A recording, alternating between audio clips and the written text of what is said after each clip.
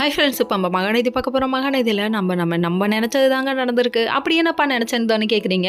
அதாவது இது எல்லாமே நம்ம காவேரியோட இமேஜின் தாங்க. நம்ம விஜய் ஒரு பக்கம் கூலிங் கிளாஸ் போட்டு வர்றதும் ஃபஸ்ட்டு எடுத்தோன்னே எப்படி ரியாக்ட் பண்ணுறாங்க, ஒரிஜினலை நினச்சி பார்க்குறாங்களாமா. அவங்க மாமியார் என்ன சொல்லுவாங்க, நீலுடா எதுக்குடா வந்த, எதுக்கு நீ வந்த, என் பிள்ளைய உங்க கூட அனுப்ப முடியாது, நீ என்ன பண்ணுவேன்னு சொல்லிட்டு ஃபஸ்ட்டு ஒரே வார்த்தையாக கேள்வி கேட்குறாங்க. சரி, செகண்ட் என்னப்பா பண்ணுறாங்கன்னு சொல்லிட்டு அடுத்து மறுபடியும் வாங்க விஜய் வெளியே போங்க, மறுபடியும் கூலிங் கிளாஸ் எடுத்து மாட்டுங்க, வாங்க மாப்பிள்ள வாங்க அப்படின்னு சொல்லிட்டு இவங்க இங்கிலீஷில் பேசி அப்படியே பீட்ரு விட்றாங்க பாரு. ஐயே அடேங்கப்பா, மாமியார் மருமகனும் அடித்த கூத்த பார்க்கணுமே. ஐயோ, இவங்க ஆட்டத்தையும் பாட்டத்தையும் வச்சுக்கிட்டு இவங்களே வழி அனுப்பி வைக்கிறாங்களாமா.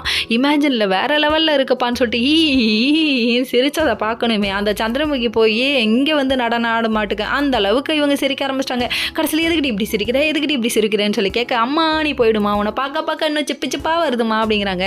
கடைசியில் இவளுக்கு என்னடி பைத்தியம் முத்தி போச்சாடி அப்படின்னு சொல்லிட்டு இருக்காங்க. அவங்க கங்கா ஒரு பக்கம் எதுக்கடி எடுக்குன்னு திரும்ப கேட்க, அக்கா நீயும் போயிடுக்கானால சிறுபடக்கம் இல்லக்காங்கிறாங்க. இப்படியே சிரி, உன் வாழ்க்கை அங்கே நீ எல்லாரும் பெட்ரோல் ஊற்றி எரிக்க பிளான் பண்ணுறீங்க, நீ இங்கே சிரின்னு சிரிக்கிற அப்படிங்கிற மாதிரி ஆயிடுச்சு. அப்படி யாருப்பா பிளான் பண்ணுறான்னு தானே கேட்குறேன். நம்ம பாட்டி தாங்க. நம்ம விஜய் ஒரு பக்கம் நான் போய் எப்படியாவது காவேரியை கூட்டு வந்துடுறேன் தாத்தாட்டையும் பாட்டிகிட்டையும் சொல்லிட்டு இருக்காங்க. உடனே பாட்டிக்கு பொசன்னு பொங்குது. ஆக மொத்தத்தில் இப்போ வில்லியா இறங்குறது யாரு, பசுபதி இல்லைல்ல, அந்த குறையை தீர்த்து வைக்கிறதுக்கு பாட்டி இறங்குதுங்க.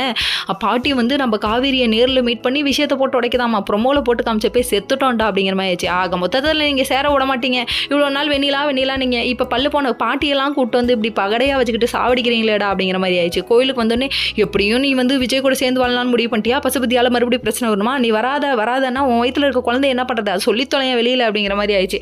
அதை சொல்லாமல் இருக்கவன் தான் அந்த காலப்போன காலத்தில் புள்ள பூச்சிக்கெல்லாம் கொடுக்க முளைக்குதுடா அப்படிங்கிற மாதிரி இருக்கு. ஓகே.